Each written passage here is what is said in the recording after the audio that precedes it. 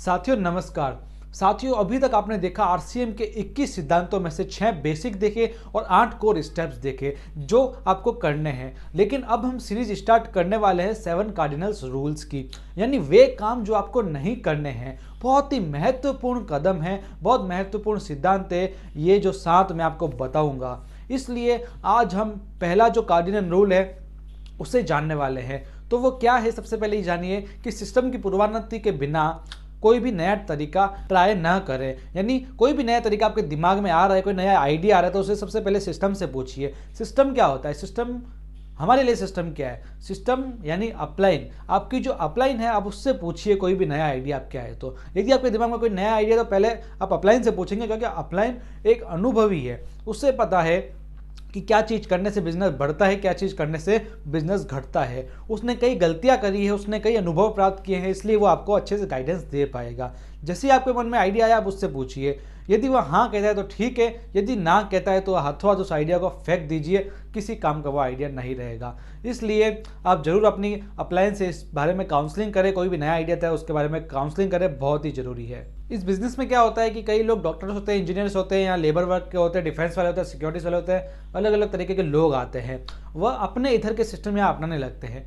जी डॉक्टरी का सिस्टम डॉक्टरी में काम आएगा, यहाँ पर नहीं काम आएगा। इंजीनियरिंग का या किसी भी लाइन का जो एक्सपीरियंस है वहीं काम आएगा। डायरेक्ट सेलिंग, नेटवर्क मार्केटिंग में तो आपको इसके खुद के रूल अपनाने होंगे। आरसीएम में यदि आपको सक्सेस होना है तो आपको इसके 21 सिद्धांत को ही अपनाना पड़ेगा, वरना काम नहीं चलेगा। कुछ उदाहरण के माध्यम से मैं आपको बताता हूँ। जैसे कोई व्यक्ति है, वो बहुत पैसे वाला है, उसने अपने घर पे होम मीटिंग्स करी, कई सारे लोगों को चाय वाय पिलाई, बहुत खर्चा किया होम मीटिंग्स पे।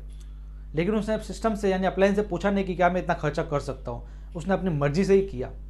और वहाँ पर जो लोग बैठे थे, जो गरीब व्यक्ति थे उसकी डाउनलाइन में, वो क्या सोचने लगे कि इस बिजनेस को यदि करना है तो मुझे भी पैसा खर्च करना पड़ेगा, तो वो उसे ज्वाइन नहीं होगा। यानी ये एक तरह की मिस्टेक है जो उसको नहीं करनी चाहिए। उसने अपलाइन से पूछा ही नहीं। अपलाइन को यदि पूछता तो अपलाइन मना करता कि इसका खर्चा पैसा करना ही नहीं है। उसी प्रकार दूसरा उदाहरण दूँ तो कई लोग इस बिजनेस को ज्वाइन करते ही फुल टाइम करने लग जाते हैं। अपने अपलाइन से नहीं पूछते कि फुल टाइम करना है नहीं करना है, क्योंकि फुल टाइम करने से हाथों हाथ इनकम तो आती नहीं है, थोड़ा टाइम लगता है। तो जो वो फुल टाइम करेगा अपनी नौकरी वगैरह छोड़ के, तो नौकरी के साथ जो लोग थे वो उसे पागल समझेंगे। वो ऐसा समझेंगे कि ये तो पागल हो गया है, गलत कंपनी में घुस गया है वगैरह वगैरह, क्योंकि उसके पास इनकम नहीं आ रही है, वो कैसे काम कर पाएगा। इसलिए स्टार्टिंग में इसे पार्ट टाइम आप करें, बाद में आप इसे फुल टाइम कर सकते हैं जब आपकी इनकम हो। लेकिन ये सिस्टम से पूछते नहीं है और खुद ही अपनाने लगते हैं। उसी प्रकार उदाहरण में बताऊँ तो कई लोग बिना अप्लाइन से पूछे हुए न्यूज़पेपर में ऐड दे देते हैं, जिससे लोग आ तो जाते हैं लेकिन वह नेगेटिव हो जाते हैं। वो जॉब का नाम सुनकर आ जाते हैं लेकिन बाद में नेगेटिव हो जाते हैं। कई लोग झूठ बोलते हैं इन्विटेशन वगैरह दे के कि आप पार्टी में आ जाओ, आप शादी में आ जाओ, फिर वहाँ जाके उनको प्लान दिखाने लग जाते हैं। ये भी गलत है।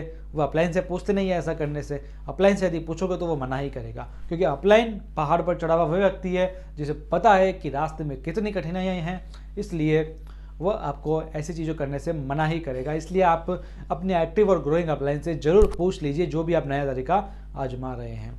मिलेंगे अगले वीडियो में, तब तक के लिए धन्यवाद।